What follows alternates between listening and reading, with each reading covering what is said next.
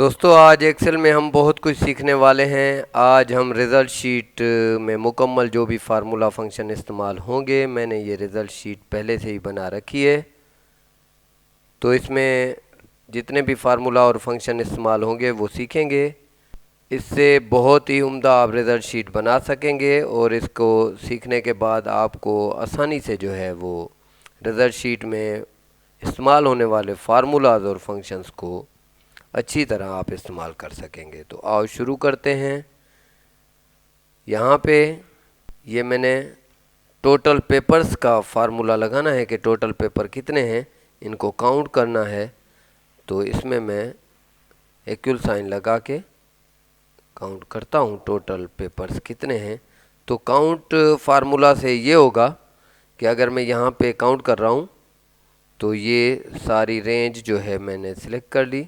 अब सिलेक्ट करने के बाद मैंने इसको ओवर किया, इंटर किया, तो ये सारे काउंट हो गए।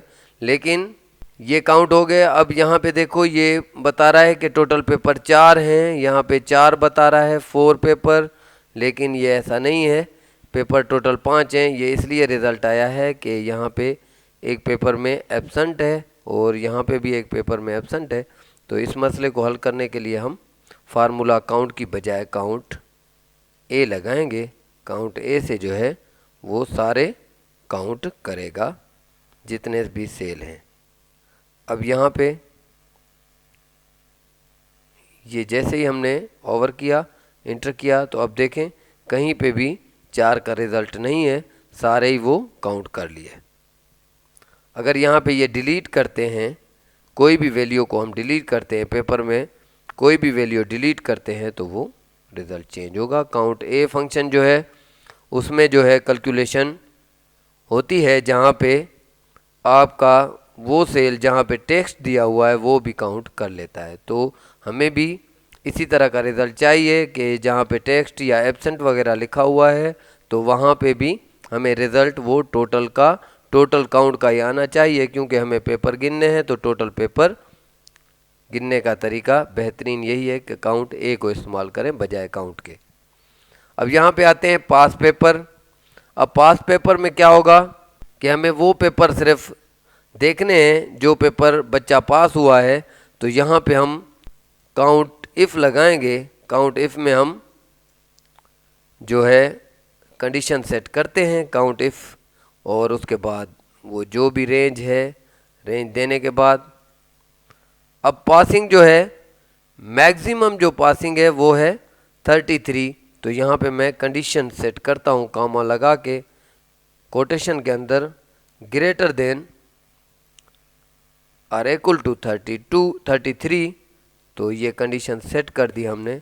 यहाँ पे वो पेपर आएंगे, अभी सब में 5 हैं, लेकिन यहाँ पे रिज़ल्ट देखें तो ये 3 है, क्योंकि यहाँ पे एक पेपर में 12th मार्क हैं तो ये फेल पेपर है। यहाँ पे पास इसने गिने तो ये पास करने के लिए काउंट इफ़ का फार्मूला यूज़ किया। सबसे पहले रेंज दी, रेंज के बाद उसको कंडीशन सेट की कि greater than or equal to 33 होना चाहिए। उसके बाद फेल पेपर पे देखते हैं फेल पेपर पे कौन सा फार्मूला लगेगा। यहाँ पे भी वही तरीका, इक्वल साइन के बाद वही काउंट इफ़। अब काउंट कौन से करने हैं, ये रेंज देंगे वो काउंट करे जो पेपर फेल है। तो फेल काउंट करने के लिए हमें कामा के साथ कंडीशन सेट करनी पड़ेगी। कंडीशन क्या है, वो सारे जो 33 से कम हैं वो काउंट करे। 33 से कम है जो वो काउंट करे। ब्रैकेट ओवर कर दी तो इंटर किया, ये आ गया रिज़ल्ट। अब इसमें 0 फेल है, क्योंकि 5 पास है तो फेल डेफिनेटली 0 होंगे। यहाँ पे 3 पास थे तो बाकी बकाया 2 बचे।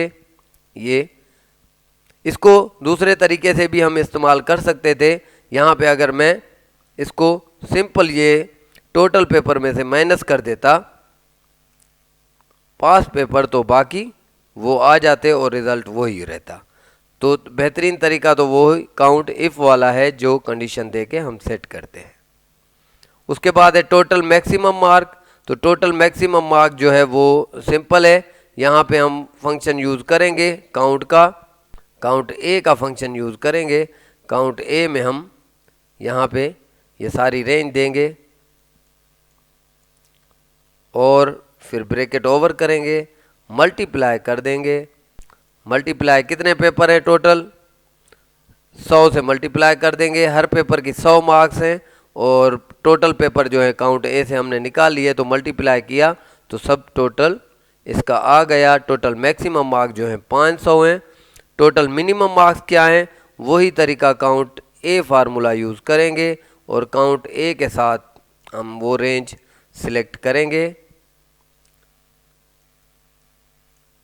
रेंज के बाद ब्रैकेट ओवर के बाद मल्टीप्लाई कर देंगे 33 के साथ, क्योंकि मिनिमम मार्क्स 33 हैं तो टोटल मिनिमम मार्क्स कितनी होनी चाहिए। ये टोटल मिनिमम मार्क्स आ गई और उसके बाद टोटल ऑब्टेन मार्क में हम सम लगाएंगे।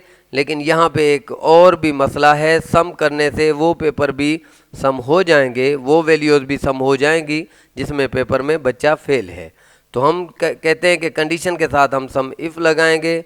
सम इफ़ में हम जाएंगे और ये फार्मूलेज रेंज देने के बाद इसको कामा लगाया, कामा के बाद greater than or equal to 33, जो वैल्यूज 33 से ज़्यादा हैं या 33 हैं तो उन सब को जो है सम कर दो।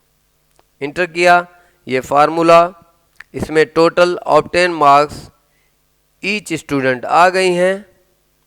अब उसके बाद है परसेंटेज कैसे निकालनी है।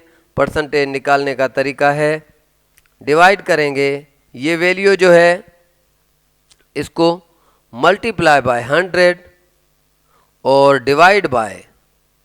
डिवाइड किससे करेंगे, ये टोटल मैक्सिमम मार्क्स से डिवाइड कर देंगे। तो ये इस सेल को सिलेक्ट करते हैं, टोटल मैक्सिमम मार्क्स से जब हम डिवाइड करेंगे तो वो परसेंटेज आ जाएगी। यहाँ पे प्रॉब्लम है, इसको चेक करते हैं। सबसे पहले जो मार्क्स ऑब्टेन है इसको डिवाइड करते हैं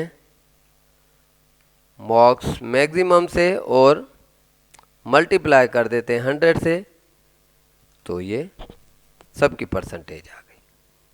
परसेंटेज निकालने का तरीका, टोटल ऑब्टेन मार्क्स हैं उसको डिवाइड किया टोटल मैक्सिमम मार्क्स से और मल्टीप्लाई 100 कर देंगे तो सबकी परसेंटेज आ जाएगी। उसके बाद है पास और फेल। तो पास और फेल के लिए हम क्या करते हैं, उसका तरीक़ाकार ये है कि यहाँ पे हम इफ़ स्टेटमेंट या इफ़ फंक्शन को इस्तेमाल करेंगे। ये कंडीशनल फार्मूला है, कंडीशनल फंक्शन है, जिससे वो चेक करेगा कि आया कि इसकी परसेंटेज कितनी है। अगर परसेंटेज 33 से ज़्यादा है तो वो पास है, अगर 33 से कम है तो वो फेल है।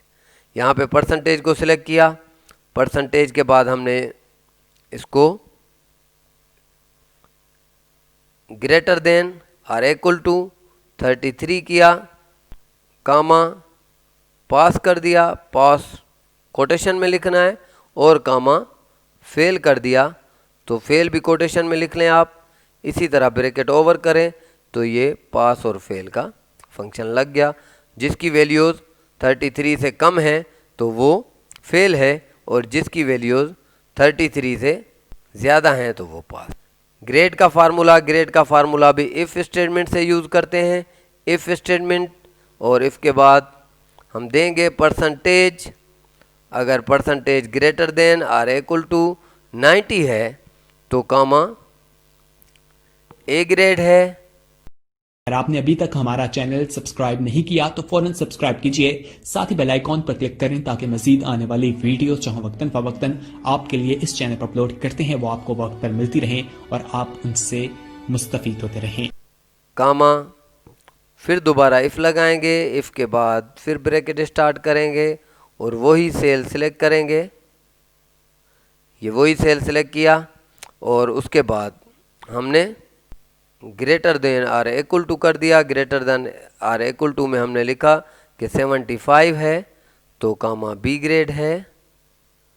ये सेट करते जाएंगे और कामा इफ़, फिर दोबारा इफ़, स्टार्ट किया, ब्रैकेट स्टार्ट किया, वही सेल सिलेक्ट किया और उसके बाद greater than or equal to 60 कर दिया। 60 से कामा, ये क्या होगा, ये इसका सी ग्रेड भाई।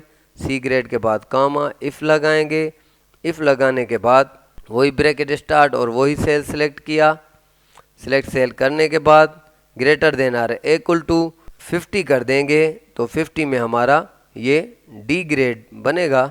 और इसी तरह कामा, इफ़ फिर स्टार्ट किया और ब्रैकेट स्टार्ट करने के बाद वही सेल जो है उसकी रेंज दी और greater than or equal to दिया। उसमें हमने greater than or equal to के बाद लिखा कि 40 है, 40 है तो कामा ई ग्रेड होगा। और कामा इफ़ एक स्टेटमेंट और देंगे, यहाँ पे वही सेल सिलेक्ट करेंगे और लिखेंगे लेस देन। लेस देन अगर यहाँ पे लेस देन है 40, 40 से कम है तो ये एफ ग्रेड होगा। 40 से कम एफ ग्रेड। अब यहाँ पे बंद जो क्लोज करनी है brackets, A B C D E और एफ, जितने दफ़ा ब्रैकेट्स ओपन की वो उतनी दफ़ा ही क्लोज करनी पड़ेंगी। उसके बाद इंटर दबा दें तो सब बच्चों का ये ग्रेड लिस्ट में आ गया। उम्मीद है कि आप ये समझ गए होंगे फार्मूला और ये इस्तेमाल करेंगे। तमाम जो भी रिज़ल्ट शीट हैं उसमें यूज़ होने वाले ये बेहतरीन फार्मूला हैं।